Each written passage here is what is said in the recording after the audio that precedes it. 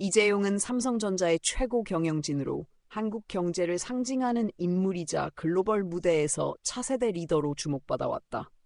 대중 앞의 이미지는 혁신과 책임 경영이었지만 재벌 지배구조의 심장부에서는 권력과 자본이 촘촘히 얽힌 의혹이 자라났다. 전직 대통령과 비선 실세가 중심이 된 국정농단 사태가 폭발하자 그의 이름도 피할 수 없이 전국 한복판으로 소환됐다. 기업의 성장 서사와 국가 권력의 그림자가 교차하는 지점에서 한 명의 경영자는 국익과 사익 사이의 경계를 어떻게 넘어섰는지가 국민적 물음이 되었다. 사건의 본질은 경영권 승계와 그룹 현안 해결이라는 목표 아래 이루어진 제3자 뇌물 공여 의혹이었다. 재단 출연, 승마 지원 등 외형상 공익 스포츠 육성으로 포장된 돈과 편의 제공은 결국 수백억 원대의 영향력 행사로 지목됐다. 특히 2015년 합병과 지배구조 재편이라는 민감한 현안과 맞물리면서 정상적 로비냐 대가인 거래냐는 질문이 거세졌다. 시장과 권력이 만나는 관문에서 기업이 어떤 선택을 했는지, 그리고 그 선택이 법과 윤리, 주주이익을 어떻게 배반했는지가 논점으로 부상했다. 화려한 PR 문구 뒤에서 실질적 의사결정의 방향타가 어디를 가리켰는지 한국 사회는 냉정한 답을 요구했다. 수사는 특별검사팀의 전방위 압수수색과 계좌 추적으로 본격화했다. 내부 보고 문건, 재단 관계자 진술, 법인카드와 송금 내역 등 다양한 증거가 대가성 퍼즐의 조각으로 모였다. 피고 측은 국가적 과제와 체육 진흥을 위한 합법적 지원이라며 정당성을 강조했고, 대통령의 요구를 거절하기 어려운 상황이라는 취지의 방어 논리를 폈다. 반면 수사팀은 민정, 정책 라인과 기업 사이의 접촉, 현안 해결의 이익 귀속, 자금 집행의 속도와 경로를 대조하며 부당한 청탁과 묵시적 합의를 제시했다. 기업의 공식 절차와 실제 실행 간의 간극, 기록과 진술의 엇갈림은 재판정에서 치열한 공방으로 이어졌다. 이 과정은 정경유착이라는 오래된 단어를 다시 사전에 올려놓았다. 법원은 유죄 판단을 내렸고 항소와 파기환송을 거친 끝에 2021년 징역 2년 6개월이 선고되어 재수감되는 결과로 이어졌다. 실형 기간 중 약 18개월을 복역했고 이후 가석방을 거쳐 2022년에는 특별사면 복권으로 경영활동의 제약이 풀렸다. 재판부는 양형에서 책임 경영의 기대와 사회적 파급력을 동시에 언급하며 법의 평등 원칙을 분명히 했다. 그러나 사회적 반응은 엇갈렸다. 재벌에 관대한 사법이라는 비판과 경제를 위한 불가피한 선택이라는 옹호가 충돌했고, 기업 지배구조 개선과 내부 준법 감시의 실효성을 강화해야 한다는 요구가 커졌다. 한 경영자의 형사 사건은 개인의 추락을 넘어 한국 자본주의가 더 투명하고 공정한 규칙으로 작동할 수 있는가를 묻는 계기가 되었다.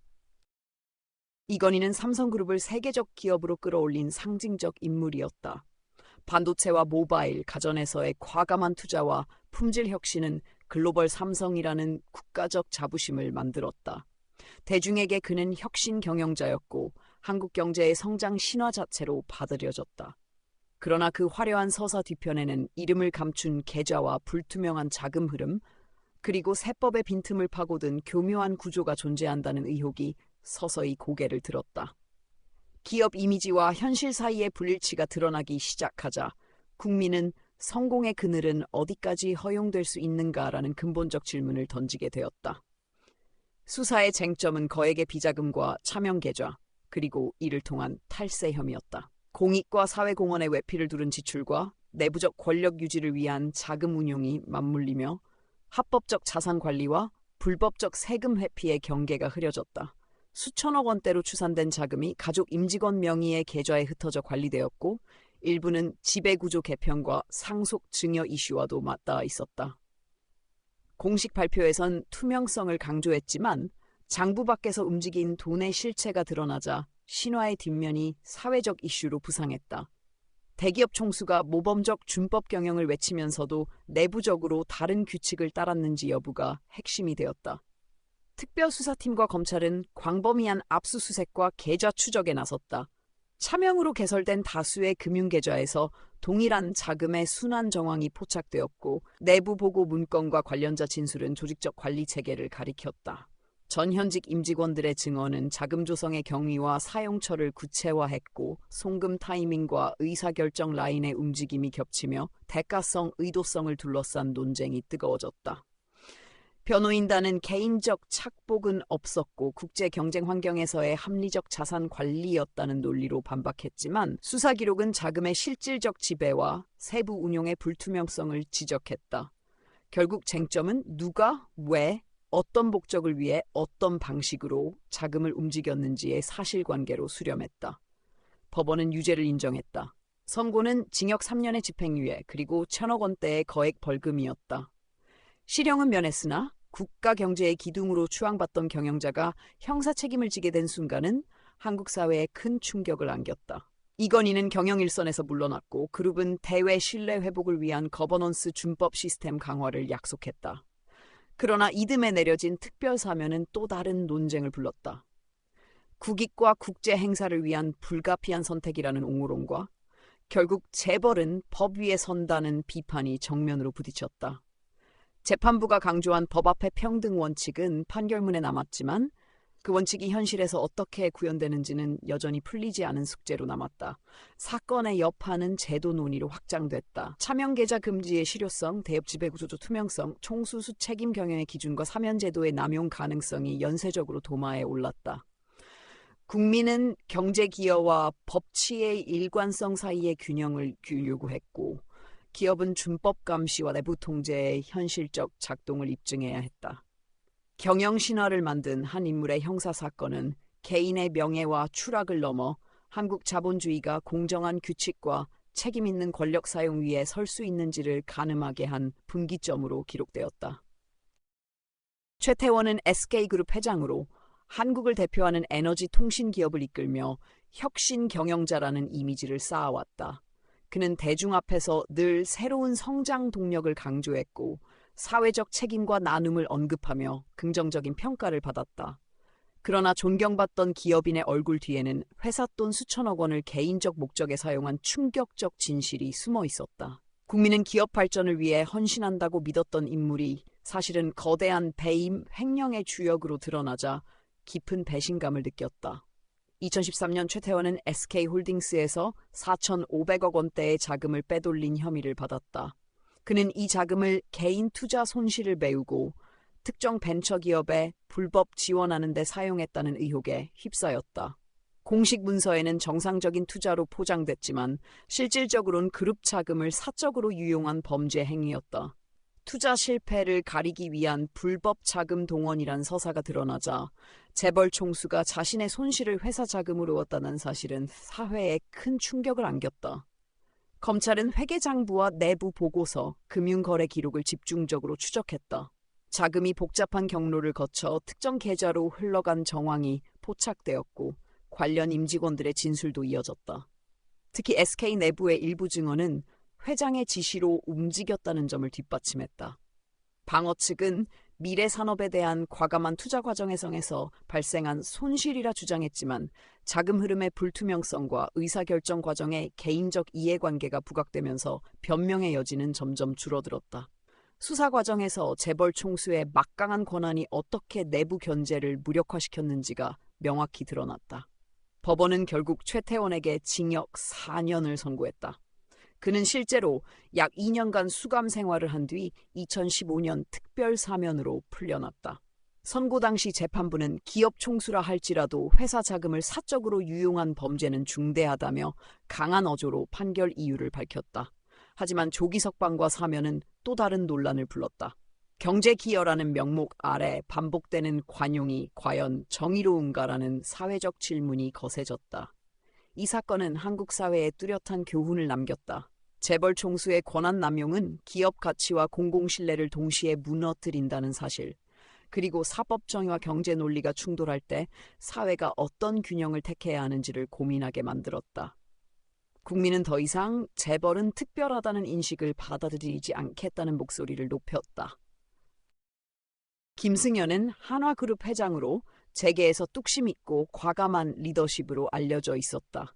대중에게 그는 전통적인 기업가이자 그룹을 성장시킨 인물로 비쳤다. 하지만 존경받는 경영자의 모습 뒤에는 충격적인 폭력 사건이 숨겨져 있었다.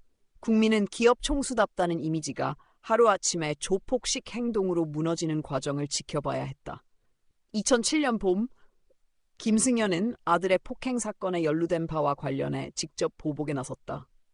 그는 경호원들과 함께 한 유흥업소 종업원을 불러내 폭행하고 차량에 태워 끌고 다니는 등 사실상 납치에 가까운 범행을 저질렀다. 피해자는 무차별적인 구타와 협박에 시달렸고 이 사건은 곧 언론에 알려지며 재벌 총수의 사적 복수극으로 비화되었다. 일반 국민이라면 상상도 할 수 없는 행위가 권력자의 손에서 노골적으로 드러난 것이다. 경찰은 피해자의 진술과 현장 목격자들의 증언, CCTV 기록을 확보하며 수사를 진행했다. 김승현 측은 우발적인 행동이라며 사태를 축소하려 했지만 조직적으로 동원된 경호원들과 치밀한 보복 과정은 계획성을 보여주었다. 검찰은 신체적 피해뿐 아니라 인권 침해, 권력 남용의 본질을 문제 삼았다. 한화 내부 임직원들의 진술 역시 회장의 지시가 있었음을 뒷받침하며 사건은 점점 불리하게 전개되었다. 법원은 김승현에게 징역 1년 6개월을 선고했으나 집행유예로 실형을 피하게 되었다. 재판부는 총수라는 위치에서 사회적 책임을 져야 함에도 사적 보복을 택한 점이 중대하다고 지적했다. 그러나 실질적인 구속수사는 이뤄지지 않아 국민적 분노가 커졌다.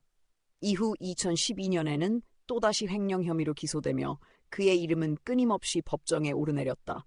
이 사건은 한국 사회에 깊은 상처를 남겼다. 국민은 재벌 총수가 법 위에 군림하며 사적 폭력을 행사한다는 사실에 충격을 받았다. 기업의 사회적 책임을 외치던 경영자의 폭력적 이중성은 신뢰를 산산조각냈다. 권력과 자본을 가진 자일수록 더 무거운 책임을 져야 한다는 교훈, 그리고 사법정의의 일관성이 왜 중요한지 다시금 각인시킨 사건이었다. 구본상과 구자규는 LG 계열과 연관된 희성그룹을 이끌던 형제로 재계에서 안정적이고 신뢰할 수 있는 기업가의 이미지를 쌓아왔다. 외부에는 성실한 경영과 가업 승계의 모범처럼 비쳤지만 내부에서는 불법 거래와 회사 돈 유용이 끊임없이 의심되고 있었다. 결국 두 사람의 이름은 형제의 탐욕이라는 오명과 함께 법정에 서게 되었다. 2013년 구본상과 구자규는 수백억 원대의 회사 돈을 빼돌리고 불법 내부 거래를 통해 사익을 챙긴 혐의로 기소되었다. 회사 자금을 마치 정상적인 투자처럼 위장했지만 실제로는 개인적 이익을 추구하는 구조였다. 재무제표에 남겨진 미묘한 숫자의 차이와 계열사 간의 불투명한 계약 관계는 곧 조직적 횡령의 증거로 드러났다. 사회는 재벌 일가조차 형제끼리 손을 잡고 회사 돈을 빼돌린다는 사실에 경악했다. 검찰은 희성그룹의 회계자료와 금융계좌를 정밀 추적했다. 거래 내역에서 반복적으로 나타난 허위 계약과 비정상적 자금 흐름은 범죄의 흔적을 분명히 보여주었다. 일부 임직원들은 조사에서 형제의 지시가 있었다고 증언하며 수사에 결정적 단서를 제공했다. 변호인 측은 기업 운영 과정에서의 단순한 회계착오라고 주장했으나 검찰은 체계적이고 지속적인 자금 유입 패턴을 입증하며 이를 반박했다. 수사 결과는 결국 경영권을 가진 형제의 결정을 통해 회사 돈이 사적으로 사용되었다는 사실을 명확히 했다. 법원은 구본상에게 징역 3년을, 구자균에겐 징역 2년의 집행유예를 선고했다. 판결문에서 재판부는 가문의 명성과 기업의 신뢰를 이용해 사익을 챙긴 행위는 용납될 수 없다고 강조했다. 그러나 실형을 받은 구본상조차 짧은 복역 후 조건부 석방되자 사회적 논란은 더욱 커졌다. 재벌 일가에는 여전히 관대한 법이라는 비판이 거세졌다. 이 사건은 한국 사회의 재벌 일가의 도덕성과 기업 윤리에 대한 불신을 남겼다. 특히 가족 기업 구조 속에서 발생한 범죄는 혈연 경영의 위험성을 드러냈다. 국민은 더 이상 가문의 이름이 면죄부가 되어서는 안 된다고 목소리를 높였다. 탐욕과 특권이 무너뜨린 신뢰는 다시 회복되기 어려운 상처로 남았다.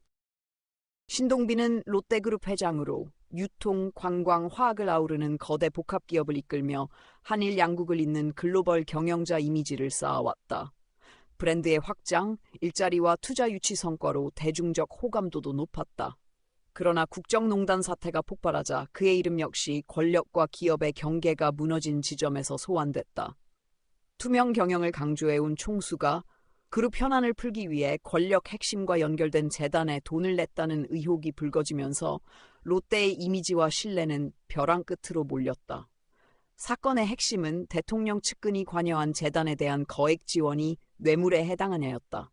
롯데는 스포츠 문화진흥 명목으로 재단에 거액을 출연했고 같은 시기 그룹의 면세점 특허, 대형 개발 프로젝트 등 민감한 현안이 겹쳐 있었다.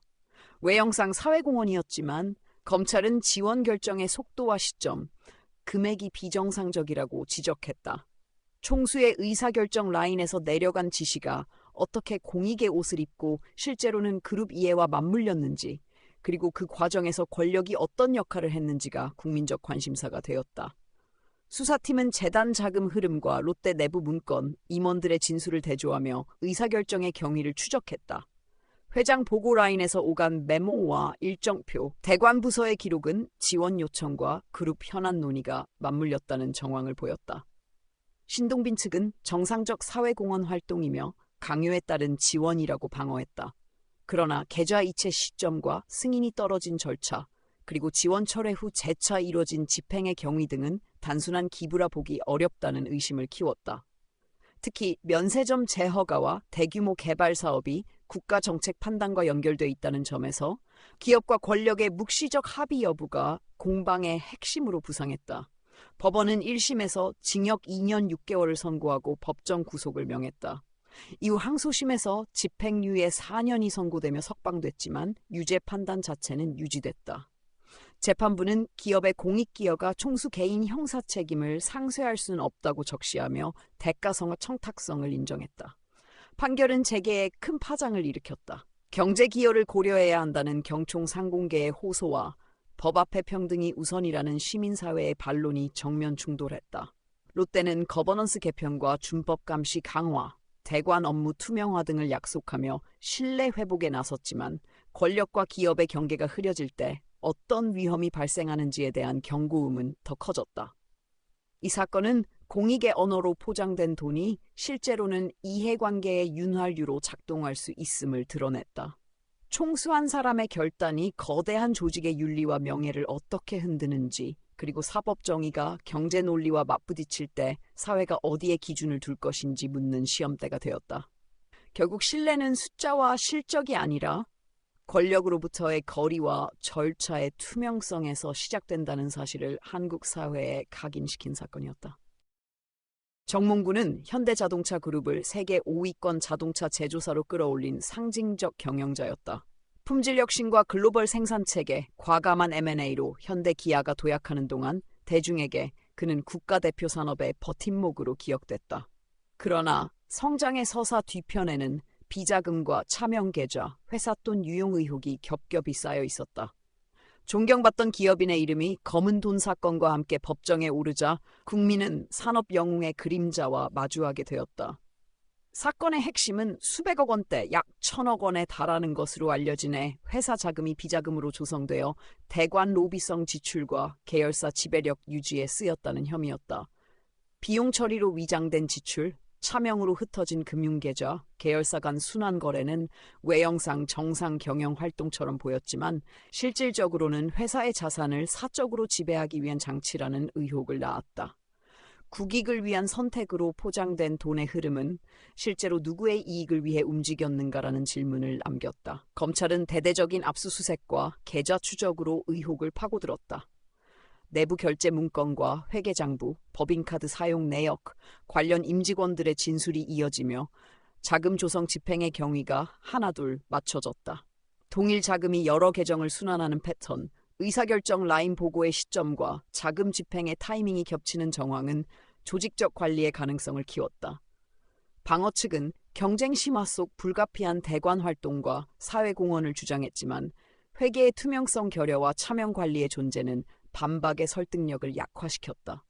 기업 지배 구조의 취약 지점, 총수의 의사 한 번이면 내부 견제가 무력화되는 구조가 수사 과정에서 선명해졌다.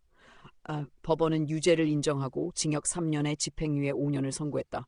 아울러 사회봉사 명령과 함께 대규모 사회공헌 재원 조성 약속이 뒤따랐다. 실형은 피했지만 재벌 총수에게 관대한 사법 논란이 들끓었다. 판결은 경제 기여와 법 앞의 평등과 사이의 균형에 대한 사회적 논쟁을 폭발시켰고 대기업의 준법 감시, 내부 통제 실효성, 차명 계좌 금지의 집행력, 대관 업무의 투명성 강화 요구가 거세졌다. 산업 영웅의 법정 선고는 한 개인의 추락을 넘어 한국 자본주의가 권력과 절차의 투명성 위에 세워질 수 있는지를 묻는 분기점으로 남았다. 조연아는 국적항공사 대한항공의 부사장이자 한진그룹 총수의 장녀로 서비스 혁신과 프리미엄 전략을 내세운 엘리트 경영자 이미지로 대중의 주목을 받아왔다. 해외 유학과 현장 경험을 앞세운 차세대 리더 서사가 이어졌고 브랜드의 고급화는 그녀의 성과로 포장되곤 했다.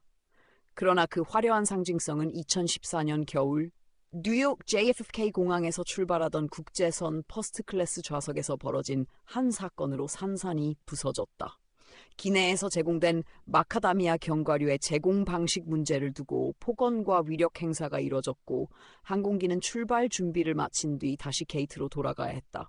사건의 실체는 명확했다. 승무원이 봉지째 건넨 견과류가 서비스 매뉴얼에 맞지 않는다며 격앙된 반응을 보인 조연아는 객실 승무원들을 강하게 질책했고 객실 사무장의 대응 방식까지 문제 삼았다. 그 과정에서 기장의 판단하에 항공기는 게이트로 되돌아갔고 사무장이 하기 조치되었다. 국제선 장거리 비행의 출발 직전 승객과 승무원의 안전을 최우선으로 삼아야 하는 순간에 최고 경영진의 지위가 기내 안전 절차보다 앞서는 듯한 장면이 연출된 것이다. 언론은 이를 땅콩 회항이라 명명했고 국민은 누군가의 분노가 항공안전을 좌우하는 초현실적 광경에 충격을 받았다. 조사는 국토교통부와 검찰의 동시 착수로 진행됐다. 비행일지, 관제기록, 객실 내 보고서, 승무원 진술이 차례로 확보되며 게이트 복귀의 경위와 하기 지시의 적정성, 지위에 의한 위력 행사 여부가 규명되었다. 조연아 측은 서비스 매뉴얼 준수를 요구했을 뿐이라며 절차상 문제를 제기했지만 수사기관은 항공보안법 위반 가능성과 함께 강요 업무 방해 혐의를 적용했다.